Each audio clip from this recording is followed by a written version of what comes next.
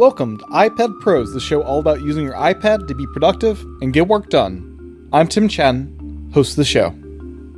So one of them is templates, which is to speed up creating new podcast episodes. You make the first episode and then you can turn that into a template. You strip out the bits that are specific to that episode and keep things like the theme tune and so on that you want to retain from episode to episode. You can add placeholders, which these are for the metadata, so stuff like the title and so on, and the links, even the file name, which is new. So you can go in and add little placeholders for things like the episode number or the date and set their format, and they will automatically be filled in when you create a new episode. Welcome to this very special edition of iPad Pros. As many of you know, Ferrite Recording Studio is the app that I use to produce this podcast and many others. Well, version 2 of Ferrite is now available, and I had the privilege of speaking with Canis, the developer of Ferrite, about his application and the new features now available as part of the 2.0 update.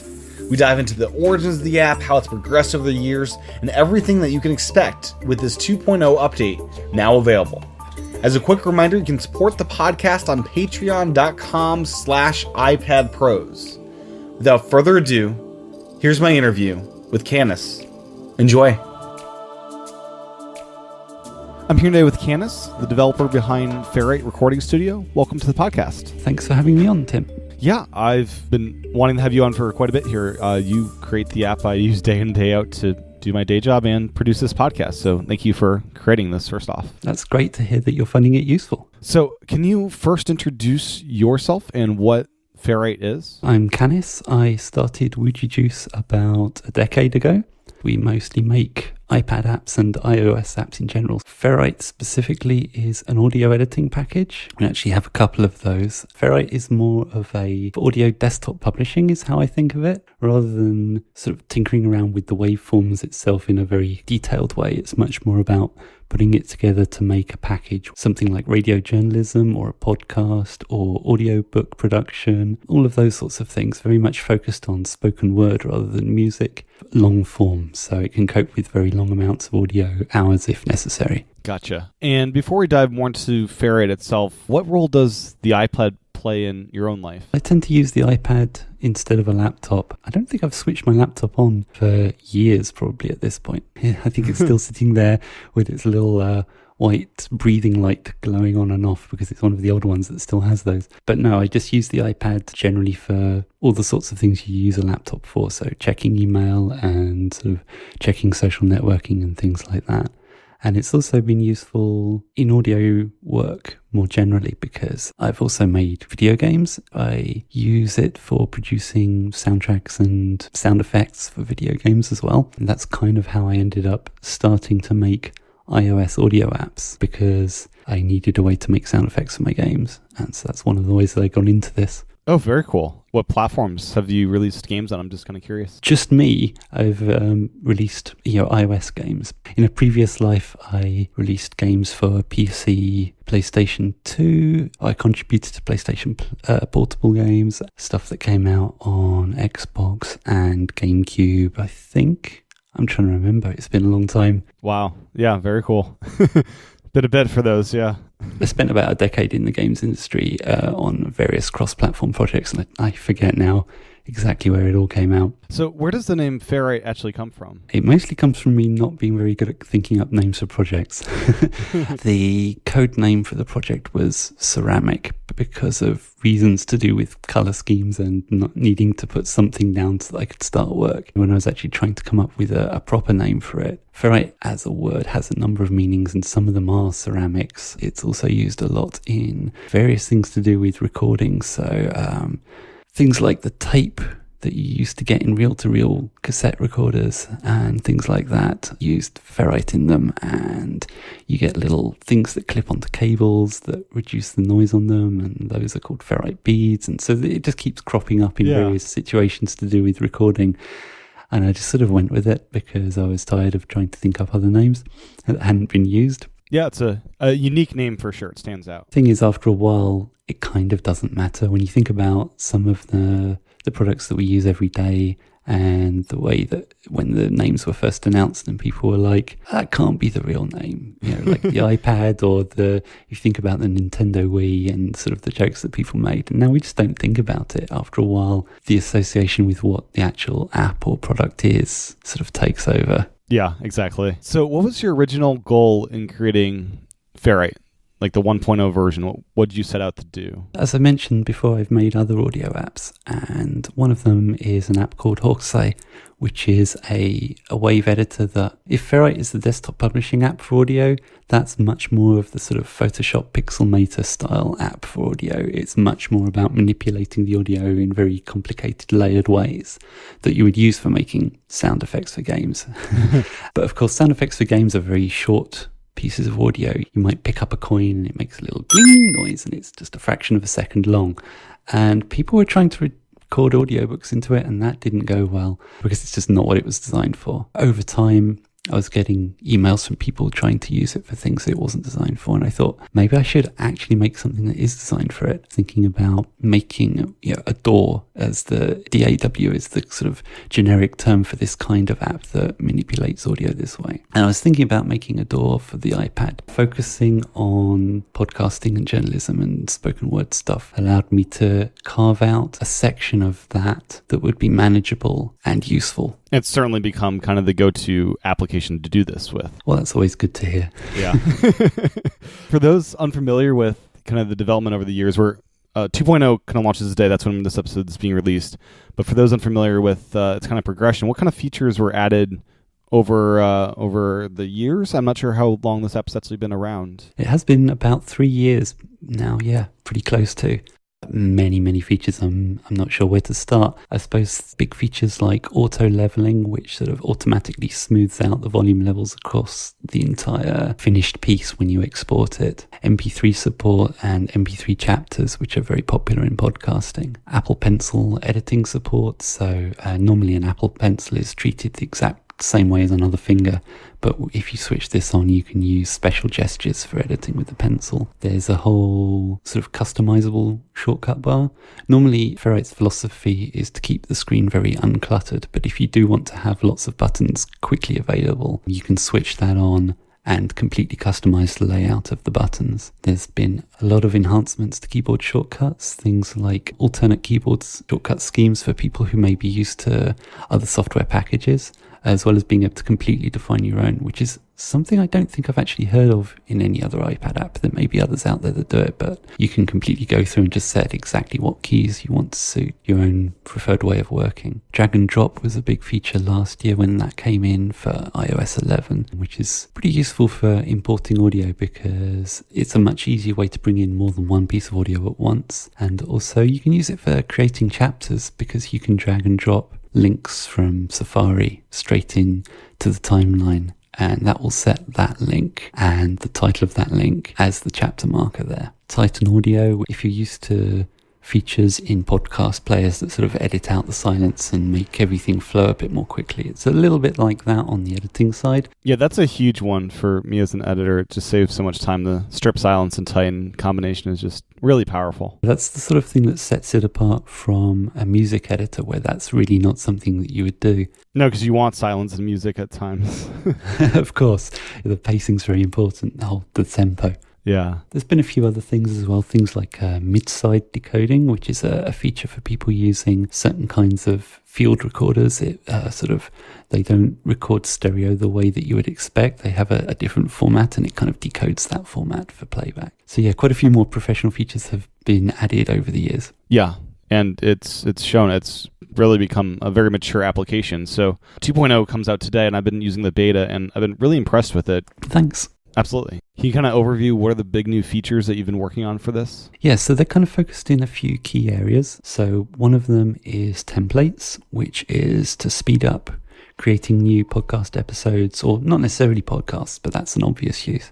But anywhere that you're producing episodes in a series, you make the first episode, and then you can turn that into a template. You strip out the bits that are specific to that episode and keep things like the theme tune and so on that you want to retain from episode to episode. You can add placeholders, which these are for the metadata, so stuff like the title and so on, and the links, even the file name, which is new. So you can go in and add little placeholders for things like the episode number or the date and set their format, and they will automatically be filled in when you create a new episode. Gotcha. Yeah, and the artwork as well is another. Yeah.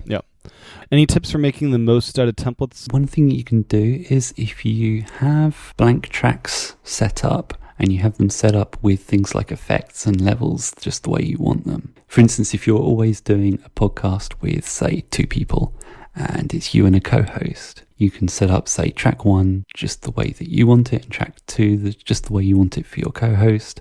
And then if you always select the recording files in the library in that order and then create the episode, their audio will automatically be added to their tracks in that order. So that can save a little time. Something else that's been enhanced a lot in Ferrite 2 is presets. So one of the things that you can do is actually save presets inside of a template, because one of the things about the template system in Ferrite is that when you create an episode from a template, the episode remembers that fact and remembers that it is an episode of that podcast. When you save a preset, and by preset I'm talking about things like chapters, settings for the various features like strip silence and Titan audio, you can actually save those back to the template. Podcasts or episodes in general made from that template can use them. If you end up having more than one podcast, I know some people edit like a ridiculous number of podcasts because some of them are just very busy broadcasters and some of them work as a production service for other podcasters. Mm-hmm. So they have a lot of podcasts to edit. It allows you to file all of the presets and other stuff that you need for each project in the template, so that when you go to create a new episode of, say, iPad Pros, all the iPad Pros settings are right there at the top of the list when you go to pick a preset. What's the process for actually saving the preset? Is that an automatic thing, or is it something you're configuring this preset and hitting save somewhere in the interface? I've been able to add presets for quite a while now. So the basic principle is unchanged. Hit the presets button. There's a plus button up in the corner of that panel. You just tap that to save the preset. You give it a name. What's new is that if you have the Ferrite 2 upgrade, you can set the destination. And the default is the same as before, which is just to save it on your iPad. But you can also now change that to save it to the current template if you're editing an episode made from one. Or you can also save to iCloud now, which will sync across all of your devices. As far as syncing, the presets that syncs, is that the only thing that currently syncs between the different instances of Ferrite across your devices? Yeah, currently that is the only thing that syncs. There's a few reasons for that. One is that audio files can be very, very large and could easily take up all of your space in iCloud. Yes. It's something I'm interested in adding the option to do later in the future, but there's quite a lot of complex issues around that. For example, project relies on audio. So you don't want to, say, have it sync a project but not have yet synced the audio and then have it look like the project's ready to use, but it isn't because the audio hasn't arrived yet. And there's a lot of faff involved in that. And so currently that's not supported. Also because the file format of Ferrite projects has a number of properties that are pretty useful, like the fact that it remembers undo and redo even after you've closed the project, but they don't currently play nicely with iCloud. I have some ideas for resolving that in the future somewhere. Again, no promises, just ideas. Currently, that's not supported. There's several reasons why I've added support for syncing presets, but one of them is to get sync up and running and working on something that's less critical than your projects, if you see what I mean. So a lot of people, when they first add sync, find that they run into problems. And so I was thinking, what's the smallest thing that I can sync just to get everything working? And then we can think about possibly rolling out other stuff in future. Understood. So something that was available in 1.0 but not as robust as it is now is the multi-channel support. What was the 1.0 implementation of multi-channel and how is it different with 2.0? Okay, so just to clarify for your audience, I mean, when we say multi-channel here, what we're talking about is mono and stereo and more channels than that. This is separate from the idea of multi-track, where Ferrite has always supported up to 32 tracks. The exact number depends on your device. If you're using a very, very old device, it might be less than that. But in general, up to 32 tracks. Mm-hmm. And each of those can be edited separately. Now, multi-channel is where a single file has more than one. The standard example is a stereo file where you've got the left and the right channel. And now Ferrite 1 only supports either mono or stereo files. And this isn't normally a huge problem because no one's editing podcasts in Dolby 5.1. Yeah, that's just not a thing. Because of that, you still don't do 5.1 editing or anything like that, or surround sound or Dolby Atmos or anything in Ferrite 2. No, often you'll do mono exports because you get better sound quality for the file size. Exactly. Yeah. But what you might do, you might have a single recording with more channels than that in it because it came from a hardware recorder or some other device that was used to record, say, 4 or 8 microphones at once. If you're doing something like an in-person recording, it's very common for people to record podcasts the way we're doing it now using Skype. Sometimes people do get together in person to record podcasts, or they're traveling and at a convention. It's quite often during convention season for a spate of podcasts to all have their live and in-person episodes, particularly around WWDC or something like that. Mm-hmm. Yeah. Often what people would do then is use a little hardware recorder that has some kind of compact flash or other memory card recording facilities, but it will have more than 2 microphone inputs. Sometimes the files that come out of those can have, it'll be a single WAV file, but it'll have 4 or 8 channels in it. And so now in Ferrite 2, you can split those off into separate files so that you can edit them individually, so that if there's crosstalk, if people are talking over each other, you can fix that because they're now split out separate tracks. You can also do simpler things like if you've accidentally got left and right stereo swapped, you can unswap them. If you accidentally recorded in stereo but actually only had one microphone plugged in and there's just nothing or hum or something on the second track, you can drop that and stuff like that, basically. Yeah, and it's a very intuitive interface. The whole audio clip info pane is actually a pretty useful place now. Besides the multi-channel support, you're also able to do all these pre-production effects on that track before you even start working with the edit. Some of these features you've been able to do before, but it was pretty involved because it wasn't really an intentional feature. It was just you could mess around a lot and sort of find a way to do it.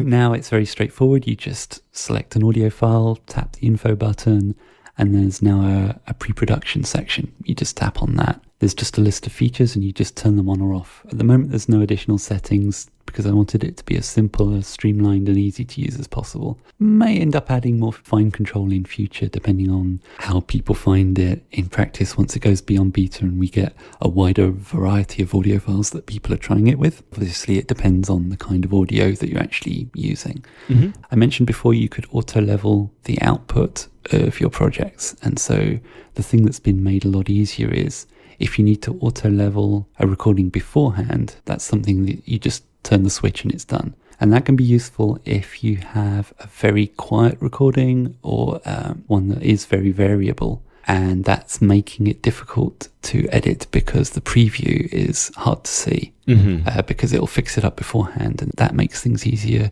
for you in the editor. And the other thing added is noise reduction. And this is brand new to 2.0. Yep, that's new. It's very straightforward. You just switch it on and it will try and reduce the noise. There are companies out there that specialize in noise reduction. It's pretty much all they do. So it's something that you could spend years just doing that. And this is a more entry-level noise reduction. It's kind of designed around if you're getting started and haven't yet purchased an expensive microphone and are still using a built-in one, just making that a little bit better. Yeah, what kind of audio files does this work best with? Is it you have a fan on in the background? It's very much designed for simple constant noise like background hiss or perhaps a fan. Mainly the hiss from the iPad or iPhone microphone that I've been focusing on. Okay. It's a learning noise reduction system, so it should be able to pick up on different kinds of noise, but they do need to be very constant. So, like street noise would be a bad example because it's so variable. Yeah, so if a car went past, because that's very short and transient, it's not going to pick up on that. And same with, say, a noisy bar, music in the background, anything like that, it won't be able to help with. But for more simple things, it should. Yeah, and that can be rather annoying, especially in the beginning when you're learning just how to do this. Simple track noise, some kind of hiss or electrical interference that happens. Honestly, if you want the best noise quality, the better that you can get the recording in the first place in terms of a better microphone and better electrical connections, it's going to be a lot easier than trying to do tricks in editing. That's not always possible, and if the noise reduction can help, well, it's there now. Yep, awesome. And there's an option for boost quiet sounds. Is that as straightforward as it sounds? How does it work in conjunction with auto leveling? It's a modifier to the noise reduction. Essentially, it's going to try and boost the levels of the recording before noise reduction. The idea is that if you turn on noise reduction and you find that some of your speech is getting dropped out because it thinks it's noise, that may help because it'll boost those levels up, and then it will hopefully realize that those are supposed to be there. Gotcha, yeah. And in my testing, that did happen when I had some really bad recordings where the levels just were really low. And okay, that's good to know. In the release notes, I noticed accessibility is definitely mentioned as being improved. What improvements have been made with 2.0 there? This is basically taking advantage of some of the improvements that Apple have added to accessibility. The iPhone and iPad have a very powerful system to allow people to use apps who either can't see or have physical disabilities that make it difficult for them to use the touchscreen. And this uses a system called VoiceOver, or more generally UI accessibility. And this allows the developer of an app to kind of describe an interface in an alternate way that the accessibility system can then access, so that it can sort of get a list of where all the buttons are. If they're just picture buttons, icons, it can have alternative text labels that it can speak aloud for people who can't see them. Ferrite's always had full accessibility support, but because it's quite a complex app, it made the navigation quite complex as well. And something that Apple have added in, I forget which version of iOS, but a relatively recent one, is something called custom rotors. This probably won't mean much to you unless you are a VoiceOver user yourself. Yeah. If you have VoiceOver enabled, it allows you to make this sort of gesture on the screen, kind of like you're turning the dial of a volume control on an old-fashioned amplifier up and down. That's what they mean by a rotor, is that sort of rotary gesture that you make with your fingers. And it allows the user to switch different modes in and out, quickly navigate between things. So how this impacts Ferrite is that because each track can have many clips on it, and because the accessibility navigation works by stepping backwards and forwards between items, if you were on one track and you wanted to go to the next track, and your track had, say, 100 clips on it, well, you'd have to step through every one of those 100 clips to get to the next track, which is ridiculous. So the way that Ferrite used to work was that each track was kind of folded up, kind of like a folded directory structure, and then you had to unfold it to get to the clips. Mm-hmm. The new system is that they're always unfolded, but you can use a custom rotor to quickly skip to each track. And there's another custom rotor that allows you to change some other settings as well. But it just sort of streamlines things. You don't have to keep unfolding and folding things. You can just use the rotors to navigate quickly. Okay, awesome. Now, something I noticed immediately when I started using 2.0 is I do chapter markers in my podcasts, and there was an option to not show this chapter in the table of contents. Mm-hmm. What use case do you see that being especially useful for? Well, it's most useful because a chapter can include artwork. An increasing number of players are starting to show that artwork. Overcast is the best for this. Mm-hmm. I think Castro has added chapter support, but I'm not sure it's quite up to Overcast C yet, but it's probably going to get there soon. The advantage here is just you can add changes of artwork without cluttering up the index in the podcast player. So this is useful if you're talking about products and you want to have images of the products actually on the screen of the player while somebody's listening without them having to go and follow links, or just for any reason that you might want to show images but not have a ridiculous number of chapters in the index. There's been a feature in Ferrite for a while to export video. It's not really video. It's just that a lot of social networks don't actually let you post audio.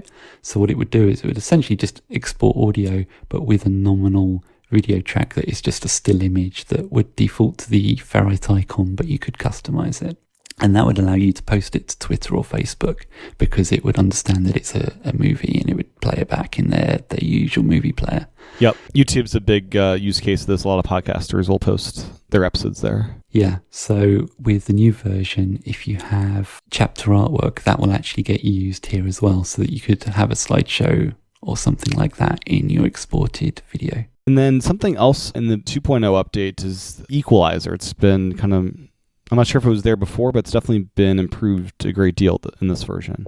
There was no equalizer before. There was some basic filtering stuff like a low pass and high pass filter, but the new equalizer is quite a lot beyond that. So if you're familiar with Logic's channel EQ, it's a little bit like that. First of all, it allows you to visualize the frequency bands of your audio. So if you're familiar with sort of audio graphic visualizers, it's that kind of thing where you have, it's essentially a series of bar charts just kind of crammed together that show the different volume of the audio at different frequency bands, so that you can see if it's very bass heavy or very treble heavy, or if there's little weird spikes because of some noise that's coming in on a particular frequency band. It'll show all of that, and then you can work to fix that or improve it however you want. It's very much a matter of personal taste, I suspect. It's kind of like an 8-band equalizer that you might get on a hardware hi-fi, but more flexible because software is good like that. So you can create from 1 to 8, call them bands, but it's a little bit more flexible because you can change the frequency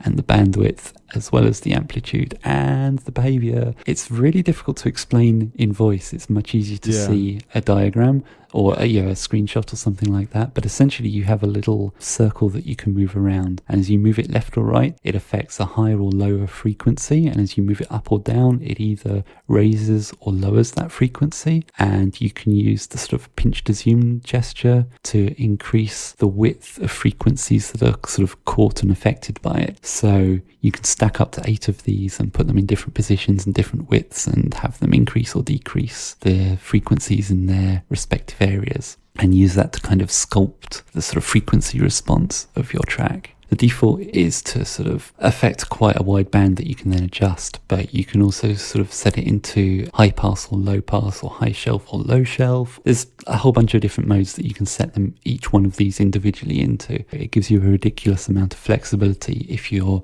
really into kind of detailed mastering like that. And there's some presets in there for those that aren't quite sure where to get started with this. Yeah, there's a few presets that I hope people will find useful. And what do you see as kind of the big, some of the big use cases of this refinement, like bass-heavy microphones, that kind of thing? Yeah, it can help with all sorts of things, as you say, bass-heavy microphones, perhaps rounding out particular frequencies that are not being picked up as strongly as others. You can sort of set it very narrow. If there's, say, some 60 hertz hum, you maybe want to try and reduce a little bit, that kind of thing. It's a very general purpose tool. You can sort of play with this endlessly, and people do, and argue about which settings they feel are best, because it's, as I say, there's quite a lot of personal taste involved. It's not for everyone, but if there've been quite a few people who have gotten in touch, and for those people, they're going to be, I think, quite happy with it. Awesome. And then something about iOS 12 is Siri shortcuts, and I believe Ferrite actually integrates with that. Yeah, it's not that sophisticated an integration because of the kind of thing that Siri shortcuts are designed for currently don't really overlap with most of what Ferrite does. So exactly. I think Apple is very much seeing it as being used for things like ordering coffees, where you have your favorite coffee order and it's always the same order, and then Siri notices that you're always ordering coffee at like 8:50 in the morning just before you get to work, so it suggests it for you.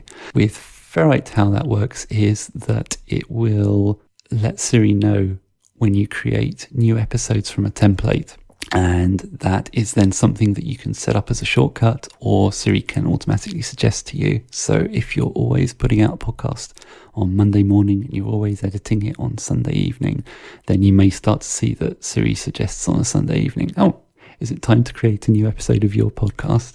And you go, well, yes, it is. And then it will launch Ferrite and create the new episode from the template for you. Very cool.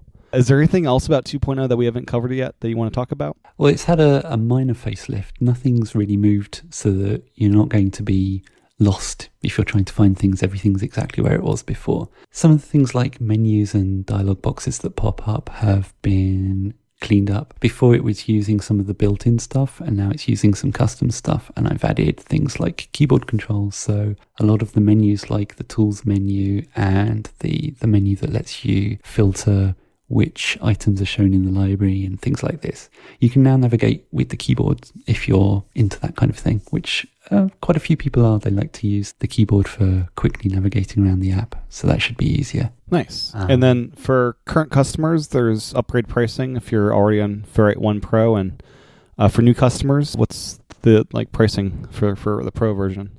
Yes, so a lot of the time when somebody brings out a new version of the app, and it's like a completely, it's version 2 or version 3 rather than version 1.1 or 1.2. It's a completely separate app and you have to buy it all over again. And that's not the case here. It will arrive just as a normal update, just like any other. If you bought the Ferrite 1 Pro upgrade, that will continue to work. All the features you've paid for will still be there. You can continue using them and you don't have to pay for an upgrade if you don't want to. If you do want to get all of the new features like the noise reduction and the early auto leveling and templates and blah, blah, blah, all the stuff we've been discussing today, then you can upgrade at a discount price, which it varies from region to region exactly what the discount is, because developers don't actually set the exact price. They set a sort of price level, and then Apple interpret that in different countries according to exchange rates and some mystical formulas of their own. Right. But it's about 50% off if you've already purchased Ferrite 1. If you've not purchased Ferrite 1 and you're coming to this fresh, then the full version of Ferrite is about $30, or, as I say, some equivalent in your local currency according to Apple's formulas. Fantastic. Well, thank you so much, Canis, for your time. I'm loving the 2.0 update. It's been really helpful for a lot of the day-to-day production I do, and really appreciate all the work you put into this. Thank you, Tim, for inviting me on. It's been a pleasure. I'm glad to hear you're finding it very useful. Where can people find more information about Ferrite? The best place is probably the website, which is woojijuice.com. That's WOOJI-juice as in fruit juice. Or you can find me on Twitter at Wooji, WOOJI, or just search in the App Store for Ferrite Recording Studio. Great. Thanks again, Canis, for your time. It's been great chatting with you. Thank you. Thanks for listening to this episode of iPad Pros. You can find the show notes over at iPadPros.net. You can send your feedback to me at iPadProsPodcast@gmail.com. If you email a voice memo, I'd be happy to include your audio in a future episode. I'm on Twitter at iPadProsPodcast. And as mentioned at the top of the show, I'd really appreciate it if you could support me over at patreon.com/iPadPros. Thank you for your time and attention today. Talk to everyone again real soon.